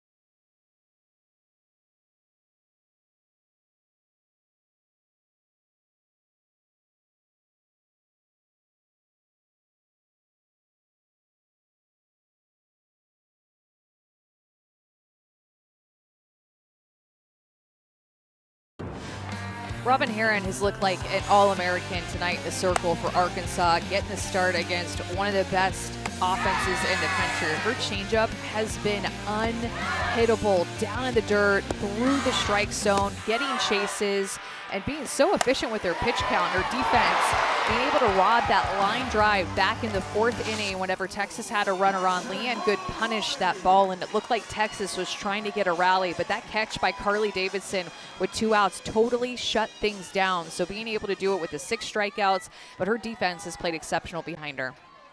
Just 50 pitches tonight as she starts the 6th against Ashton Maloney with a ball away.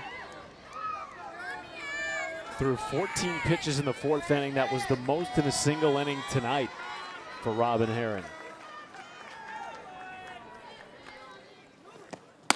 So top of the lineup will be coming up again for the 3rd time against Herron in this inning, and it'll be telling. We have veterans up there who will be looking to make adjustments, who know that they're down by 2 runs and have seen her twice.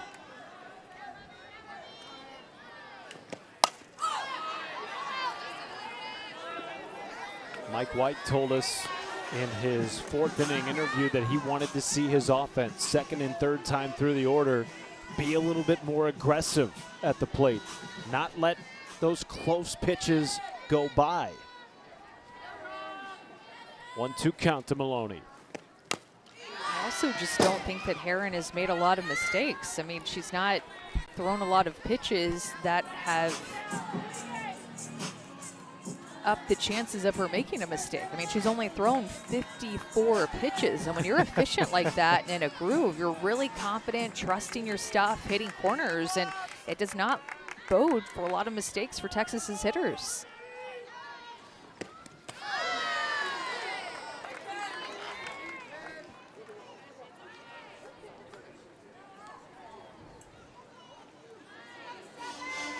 Miller. A little bit shaken up after that ball in the dirt. Failing that one. 3-year starter behind the plate for Arkansas. And so good in the dirt. According to Courtney Deifel, it's one of the things she admires as a former collegiate catcher about Kennedy Miller. She's done an excellent job this year handling the staff that has so often been the front runners in the SEC in many categories. Well, the pitchers have to feel like they can throw pitches in the dirt, especially with 2 strikes, especially if you're Robin Herron, who likes to throw her changeup down the dirt. And if you have a catcher that has a bad attitude about it or isn't good at blocking it, then it creates hesitation in the pitcher's mind to throw it there. They trust Kennedy Miller, the entire staff does, that she's going to block it. 7th strikeout tonight for Herron. Well, Sunday, the Rally Cap crew will break down the SEC baseball and softball weekend. Highlights, analysis, and interviews. They also get you set for the upcoming week with a look at the best matchups, including what's coming ahead in the SEC softball tournament. Coverage begins at 6 Eastern. Third time through the order now, Amanda. Caden Henry with one down. Well, Haley McClenny on Rally Cap, the 4-time All-American from Alabama, does such great breakdowns on Rally Cap. So I love to watch that show. It's so fun. They have a good time, and her breakdowns are tremendous.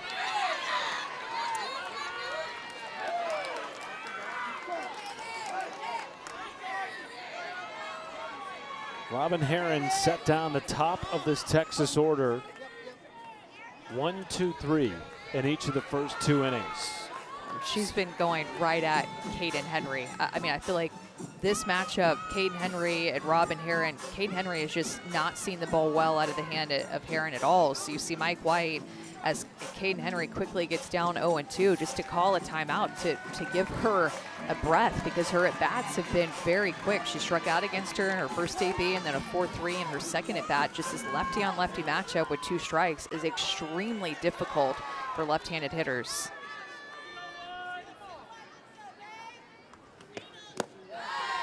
Top 6 in the Texas order have managed just 1 hit tonight.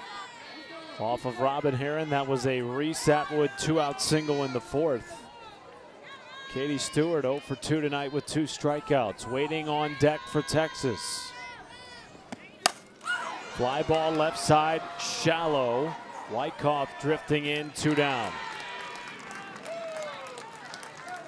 And in those first 2 innings, Amanda, it was just the 2nd time this year that Texas has been held hitless through the first 2. The only other time was against Texas State in a 1-run victory for the Longhorns back on March 25th. If I remember right, Maddie Azua pitched that game for Texas State, also a left-handed pitcher like Robin Herron. Look at that softball knowledge. Stewart comes up hacking.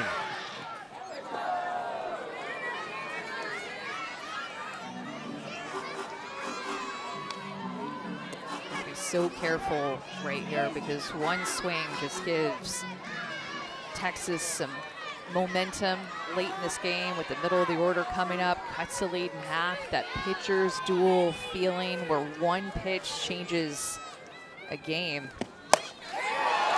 That was crushed, but well foul by Katie Stewart.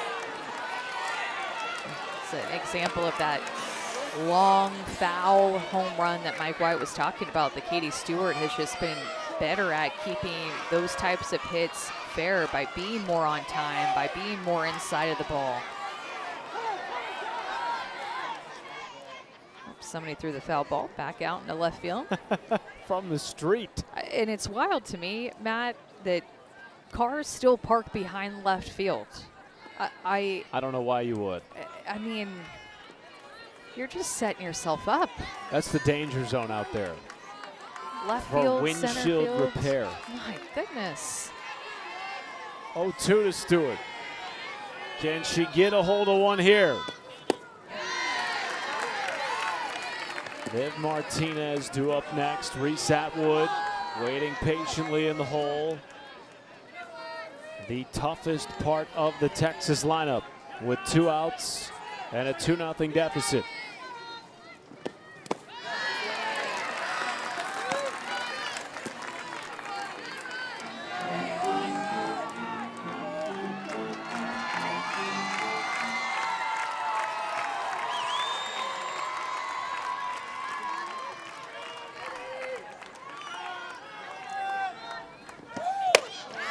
Full count.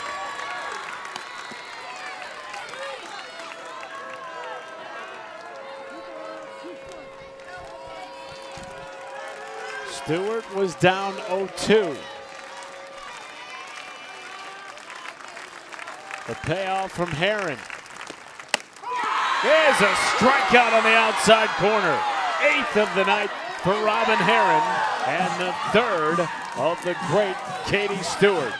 This changeup has been absolute money. 3 full count changeups that Heron has thrown for strikeouts in this game. None bigger than that one right there.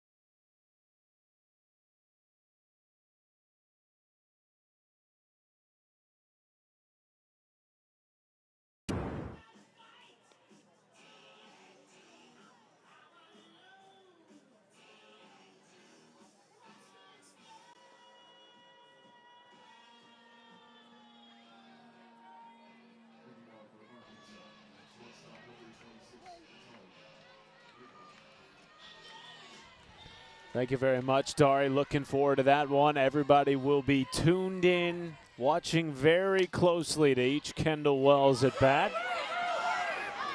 Final inning here in Austin. Matt Schumacher, Amanda Scarborough with you.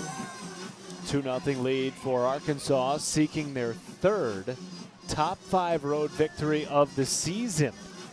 One on the road at Alabama, another at Oklahoma. And still very much in the picture for a top 4 seed at the SEC tournament. You'll need to win at least 2 games here this weekend and get some help across the conference. Do you think A&M's going to pitch to Kendall Wells? I do. I think the trend we've seen this year is teams aggressively going after Kendall Wells. It's interesting, isn't it? She's only walked 11 times in SEC play for a hitter. I think she's hit 14 home runs in SEC play alone. And teams are choosing to pitch to her, which is very interesting because they play with fire because she does have a good amount of strikeouts and will chase a little bit. How much of it do you think is the fact that she's either kind of been in SEC play, home run or strikeout, and how much of it is how dangerous the rest of the lineup is around her? I kind of think it's a mix, 50-50 for sure, because of the rest of the Oklahoma lineup can still beat you with the home run. The player like Gabby Garcia or Isabella Emerling, I mean, they have, 20 home runs that are usually going to be behind her. Ella Parker, somebody hitting behind her that has almost as many home runs, but I don't know, maybe you just feel like you have a better chance to strike her out, so you try. I don't know, it's interesting. That game coming up next right here on the SEC Network. Meanwhile, 4th free pass of the night. 2 walks, 2 hit batters from Tegan Cavan. Natalia Rio aboard and a 1-strike count to Kaylee Wyckoff.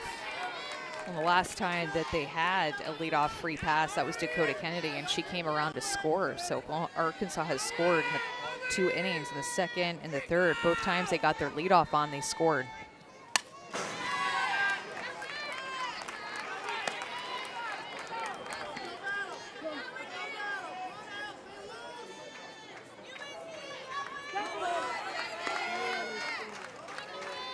Wyckoff responsible for 1 of the 2 runs tonight.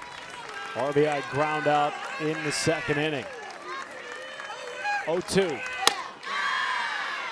You know, Tegan Cavan's changeup is just going to be so important for her in the postseason. You saw the way that Wyckoff just took that rise ball almost knowing that it's going to come, because you've seen that rise ball for freshman, sophomore, and junior seasons for Tegan. And that changeup is going to be key for Kavan. Like that. Just being able to mix it in, throwing it at just a perfect height. It changes their eye level. It changes their timing. It makes her rise ball look that much better. She's thrown that changeup a lot tonight against Arkansas. I can't wait to go back and see just the exact percentage for how much she uses that pitch tonight when it's all said and done. I feel like it's going to be higher than her season average by a good bit. Wyckoff caught. That's short. Martinez cannot double up Rio, but a nice play by the junior at shortstop, one down. She's been so smooth at shortstop with her glove, picking short hops, moving to this line drive, got a great read off the bat. Her first step was perfect. Even thought she had a chance to make a double play, but Vivi Martinez, it's just crazy to think she was not playing shortstop for Texas last year when they won a national championship, and that they still won it without their starting shortstop, who has been the mainstay since she stepped on campus. Missed all of last year with a knee injury.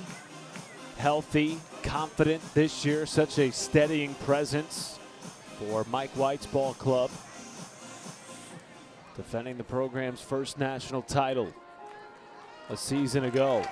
Tegan Kavan will pass the ball to her teammate.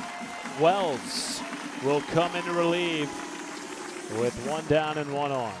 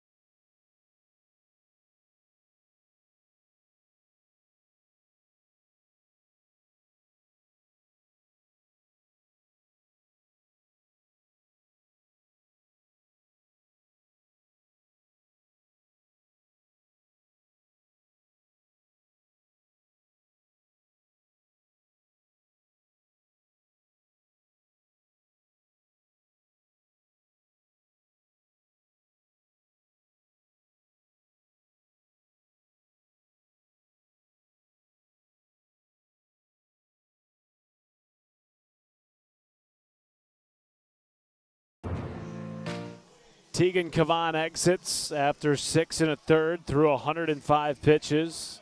2 earned runs on 3 hits. Really, it was the 4 free passes, 2 hit batters, 2 walks that got Tegan in trouble. She is responsible for the runner at first, and Natalia Rijo, as Hannah Wells, the true freshman, comes in to try to keep this a 2-run game.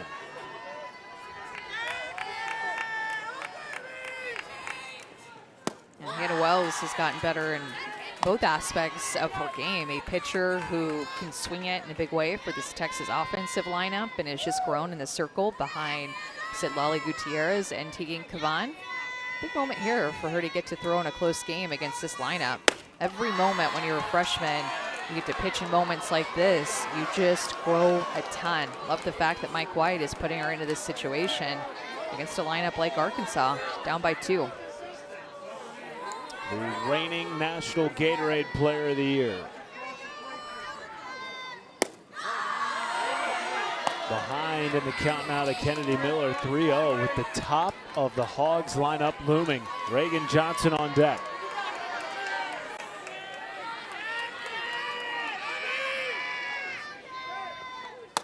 And a walk on 4 pitches. Second free pass of the inning for Arkansas, and a runner in scoring position.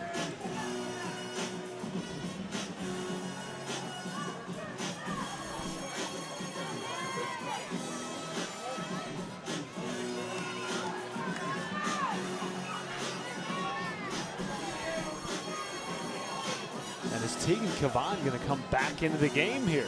Looks like it.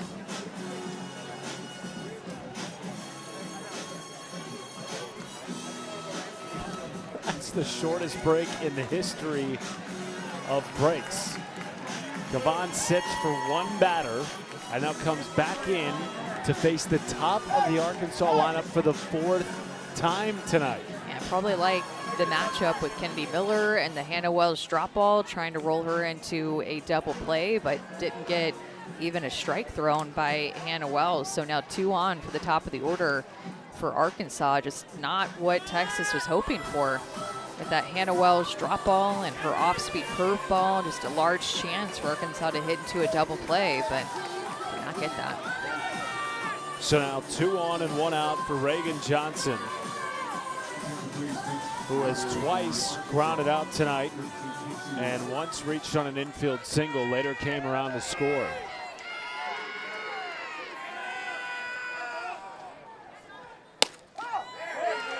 So they have the big outfield shift. There's 1, 2, 3 outfielders, and right field is completely open out there. Large hole if Reagan Johnson sends it that way. But Texas playing the odds that she's going to hit it to the left side, and Caden Henry, who normally is in center field. Here's Caden Henry, your center fielder. She's kind of playing that short fielder position that you see whenever there's 4 outfielders, like in slow pitch softball.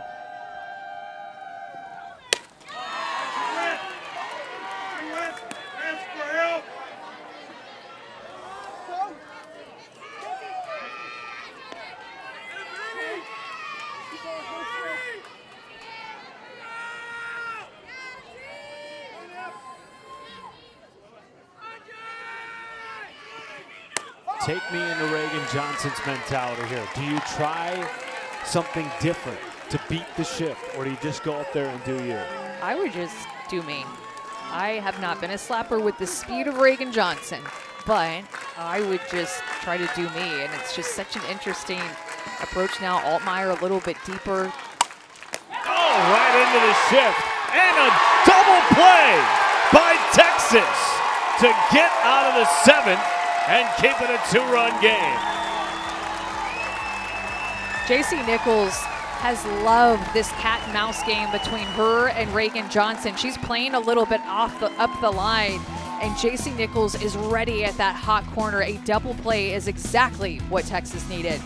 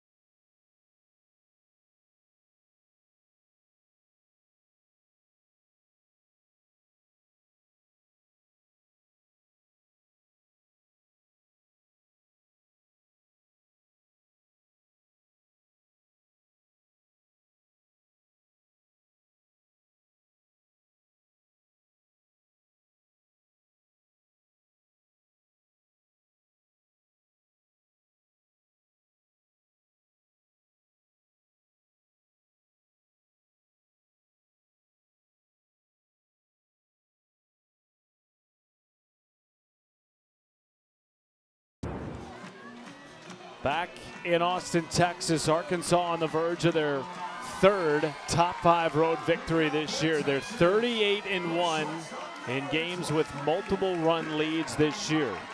Only loss was game 1 of the Oklahoma series. They have led 2-0 for most of the night. Meanwhile, Texas and their great offense have rarely been shut out at home. In fact, prior to the shutout loss at home to Oklahoma State and OU, their last shutout loss in this park was in 2022. That was before this senior class got here that we were talking about. Reese Atwood and Leanne Good and Ashley Maloney. 2 shutout losses at home in the last month for Texas. They have faced great pitching over that stretch. Of course, they played 13 top 20 teams.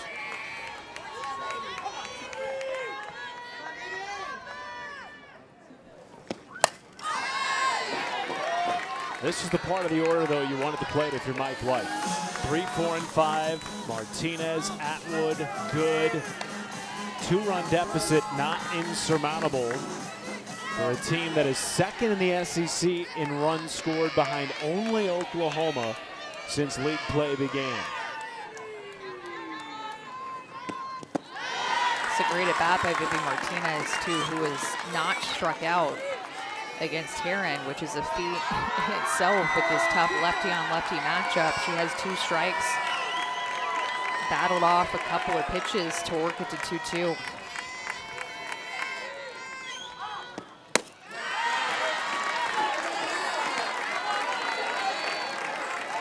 Robin Heron has been sensational tonight, has set down 7 in a row since a 2-out single by Reese Atwood in the 4th. That was the last Texas base runner to reach.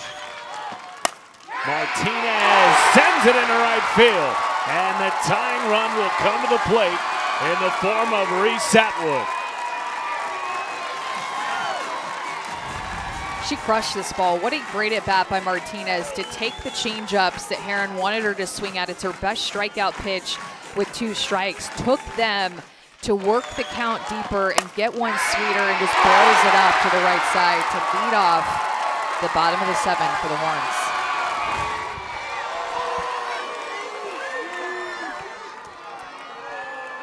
Reese Atwood has 1 of 3 hits tonight as Courtney Deifel comes out of the dugout. Her ace has been so sharp tonight, Amanda. How do you handle Reese Atwood, 3rd time facing her this evening?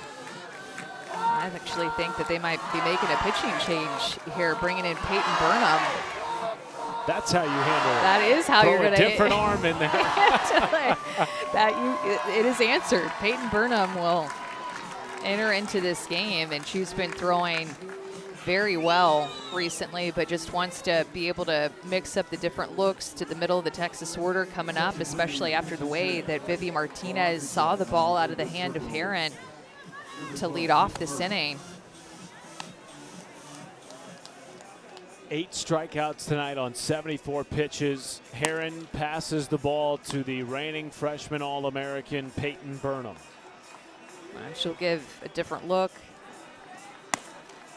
Great ERA. I mean, if you have an ERA under 2 this year and you've thrown a significant amount of innings like Peyton Burnham has, especially in the SEC, that is a big-time ERA and tells you a lot about Peyton Burnham. But she's going to lean on both her rise ball and her drop ball, and will mix in a changeup. The rise ball is going to be the pitch that she will go to the most. Drop ball second most, and then she will mix in a changeup. Double play opportunity with the runner at first base and Reese Atwood at the plate. Maybe lean on her drop ball a little bit more in this situation. Remember, Arkansas has one of the best defenses in the country.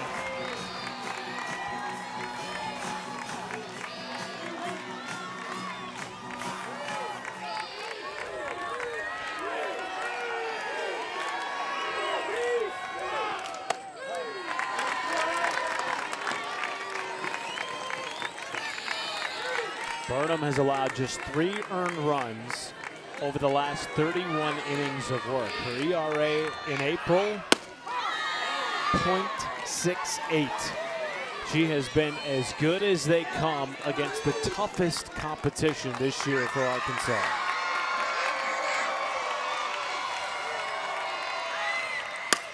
Atwood into center. It is caught on the run by Johnson. And one hops to throw into first. Well, Martinez thought that sounded pretty good off the bat of Atwood, as did this crowd at McCombs Field. And instead, 1 out. Yeah, that was a hard hit, great swing by Reese Atwood. Just Reagan Johnson can cover a ton of ground out there.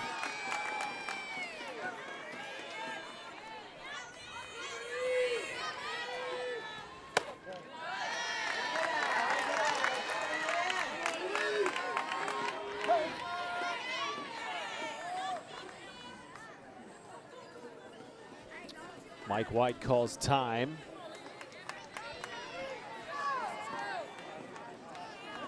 We're going to see a pinch runner. Viv Martinez, not much of a base stealer. Wallace will come into pinch run at first, with Leanne Good at the plate and one down.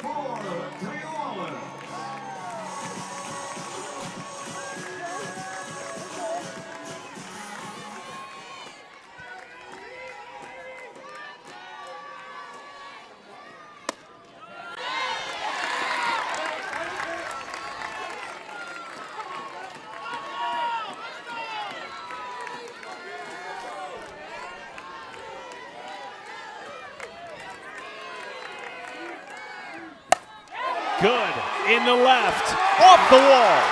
Wallace cruising into third base, and Good stands at second with a double.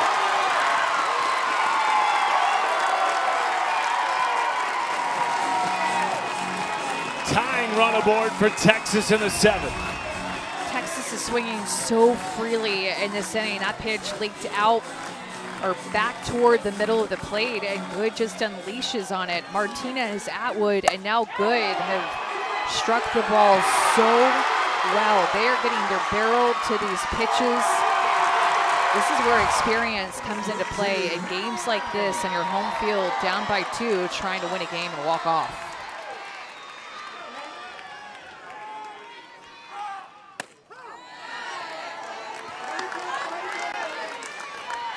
By the way, those of you joining us here on SEC Network looking for Oklahoma, Texas A&M, that has begun on the app. We will get you out to Davis Diamond right here on SEC Net at the conclusion of this game.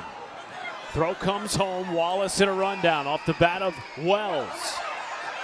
Wallace is tagged by McDowell for the second out. Great play at third, knowing exactly where she wanted to go with that ball. Amanda Ella McDowell keeps a run off the board. Yeah, a few too many throws, probably making the Arkansas coaching staff and dugout a little bit tight, but actually Peyton Burnham will exit out of this game, but still got the out with the speed of Wallace. It can really rush you to make these throws. A lot of throws, and Leanne Good advances to third base. That is a big, critical second out as Robin Herron will re-enter this game. Still the tying run aboard. Wells will be pinch run for at first base.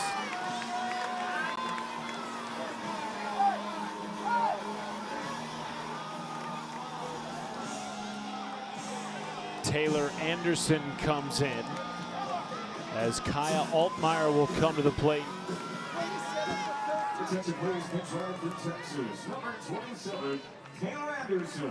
And take on Robin Herron.